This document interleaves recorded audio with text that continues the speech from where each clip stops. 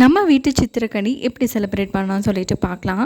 நம்ம தமிழ் புத்தாண்டு ரொம்ப சிறப்பாக வரவேற்கிறதுக்கு உண்டானது தான் நம்ம கனி காணுதல் சொல்லுவாங்க.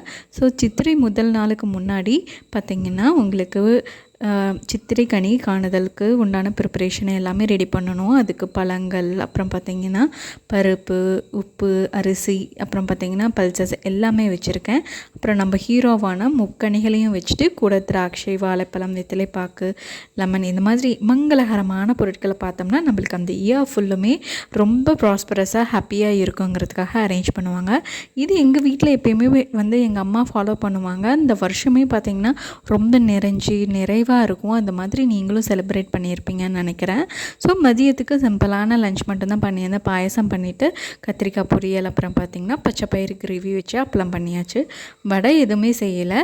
ஸோ அதுக்கு பதிலாக பாயசம் வச்சுருந்து எங்களோட சித்திரை கனியை சிறப்பாக செலிப்ரேட் பண்ணியிருந்தோம்.